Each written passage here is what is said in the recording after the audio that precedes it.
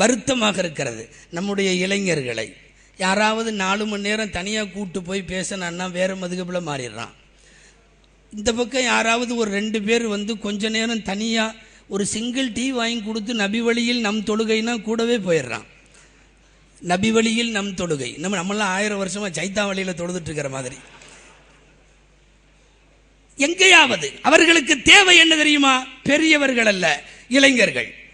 அப்படியே பிடித்து கொண்டு போகிறார்கள். வாருங்கள், இஸ்லாத்தை அதன் தூய வடிவத்தில் அறிந்து கொள்கிறோம். எல்லா பள்ளிவாசலையும் அழுக்காத்தான் இருக்கு, பூரா அழுக்கா இருக்கு. தூய வடிவத்தில் அறிந்திட கூப்பிடுகிற பக்கமெல்லாம் ஓடுகிற இளைஞர்களை நினைத்து வருத்தமாக இருக்கிறது. நீங்களும் உங்கள் மூதாதையர்களும் உங்கள் பாரம்பரியமும் சார்ந்திருக்கிற 4 மதுஹப் என்பது அறிவில்லாதவர்களால் கட்டமைக்கவில்லை, அறிவுக்கு அப்பாற்பட்ட செயல்களால் உருவாக்கவில்லை. பல இடங்களில் இதே சென்னையில் சொல்லி இருக்கின்றேன், இப்போதும் சொல்லுகிறேன். யாராவது ஒரு குறிப்பிட்ட ஒரு மனிதரை அல்லது ஒரு 10 பேரை 100 பேரை நீங்கள் எல்லாம் முட்டாள்கள் என்று சொன்னால் யோசிக்கலாம். ஒருவேளை முட்டாளாக இருக்குமோ? ஒரு 800 வருஷ 700 வருஷ பாரம்பரியத்தை பார்த்து ஒரு 400-500 ஆண்டு கால மதுகபுகளிலே வாழ்ந்தவர்கள் அத்தனை பேரையும் பார்த்து முட்டாள்கள் என்று சொன்னால் சொன்னவன் புத்தி பேதலித்திருக்கிறான் என்று பொருள். அவனை நாம் மறு ஆய்வு செய்ய வேண்டும். அவனுக்கான சிகிச்சை முறைகள் குறித்து ஆய்ந்து நிறைய யோசிக்க வேண்டும். நூற்றாண்டுகளை கடந்தும் கூட ஒரு கூட்டம் தப்பாக இருக்குமா? ஸல்லல்லாஹு அலைஹி வஸல்லம் சொல்லுவார்கள், மரஆஹுல் முஸ்லிமூன ஹஸனன் ஃபஹுவ இன்தல்லாஹி ஹஸன். முஸ்லிம்களின் பெருங்கூட்டம் ஒரு விஷயத்தை நல்லது என்று முடிவெடுக்குமானால் அது அல்லாஹ்விடத்திலும் நல்லது. இந்த 4 மதுகபுகள் அல்லாஹ்விடத்தில் மக்பூலானவை. வேண்டுமென்றால் ஒரு சில கூட்டங்களிடம், ஒரு சில பிரச்சாரகர்களிடம் இது அவமரியாதைக்குரியதாக பிரச்சாரம் செய்யப்படலாம். இந்த மார்க்கத்திலே ஒரு சௌரியம் என்ன தெரியுமா? யாரை வேண்டுமானாலும் ஒரு சின்ன ஹதீஸை தூக்கி போட்டு கவனத்தை ஈர்த்துவிட முடியும் என்கிற அளவுக்கு சாதக அம்சங்கள் இங்கே இருப்பதால் மிக தவறாக இளைஞர் சமுதாயத்தை பயன்படுத்துவதற்கு ஆரம்பிக்கிறார்கள். நீங்கள் எல்லோரும் தொழுது விட்டு வந்திருக்கிறீர்கள், மகரிபை தொழுது முடித்து விட்டு அமர்ந்திருக்கிறீர்கள். மதுஹப் இல்லை என்றால் என்கிற கட்டத்திற்குள் நான் வருகிறேன்.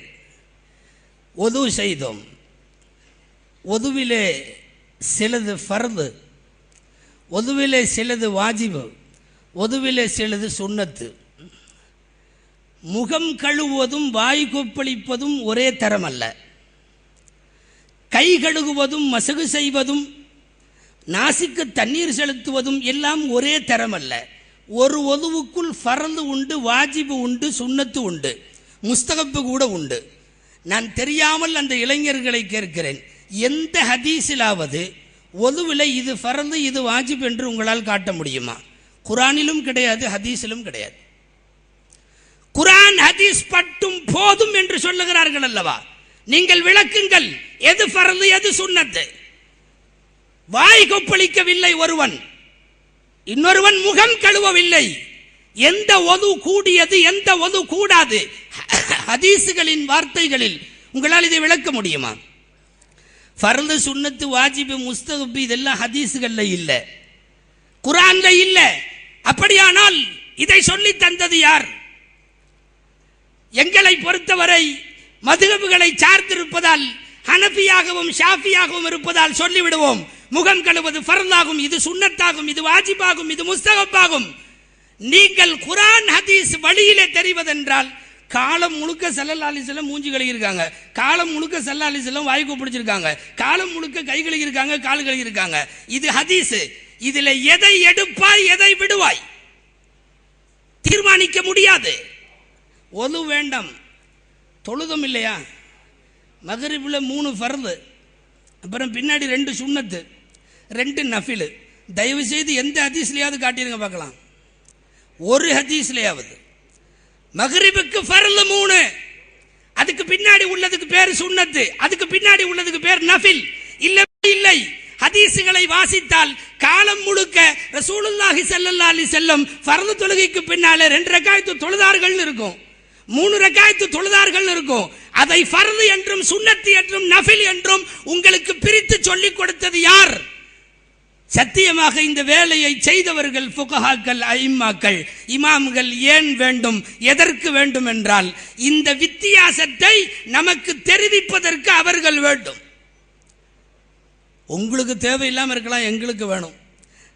இப்படி கேட்கிறோமே, ஒருத்தர் ஃபஜ்ர் தொழுகலை, ஒருத்தர் லுஹா தொழுகலை. ஹதீசுகளில் நபிகள் நாயகம் ஸல்லல்லாஹு அலைஹி வஸல்லம் ரெண்டையும் ஃபஜ்ரும் தொழுதாங்க, லுஹாவும் தொழுதாங்க. ஒன்றை ஃபர்லாகவும் இன்னொன்றை விட்டால் பரவாயில்லை, அது சுன்னத்து, அது முஸ்தஹப் என்றும் சொல்லுவதற்கு மதுஹபுகளால் முடியும். குர்ஆன் ஹதீஸ்ல இருந்து நீங்க காட்ட முடியுமா? லுஹா தொழுகை என்பது ஃபர்ல், இது சுன்னத்து முஸ்தஹப்புகள்ல சேர்ந்தது, நவாஃபில்கள் ரவாத்திபுகள்ல சேர்ந்தது. ஃபஜ்ர் தொழுகையினுடைய ஃபர்ல் 2 ரக்காயத்து கண்டிப்பா எங்க இருக்கிறது? இதுவெல்லாம் இந்த சமூகத்திற்கு இமாம்கள் போட்ட பிச்சை. ஃபர்ல் என்று இதற்கு பெயர், இதை விட்டால் தண்டனை. வாஜிப் என்று இதற்கு பெயர், இதை விட்டால் இந்த நிவர்த்திகளை கொண்டு சரி செய்யலாம். சுன்னத் என்று இவைகளுக்கு பெயர், அந்த சுன்னத்திலே இத்தனை வகை உண்டு. இந்த அத்தனை சட்டங்களும் சட்ட பிரிவுகளும் இமாம்கள் போட்ட பிச்சை. குர்ஆன்ல இருந்து ஹதீஸ்ல இருந்து இவைகளுக்கான எந்த வாக்கியமாவது உங்களால் சொல்ல முடியுமா? எல்லா தொழுகையிலையும் ஸல்லல்லாஹு அலைஹி வஸல்லம் அல்ஹம்து சூரா ஓதிட்டாங்க. எல்லா தொழுகையிலையும் ருக்கூல சுப்ஹான ரப்பியல் அதீம், சுப்ஹான ரப்பியல் அதீம் பிஹம்திஹி ஓதினார்கள்.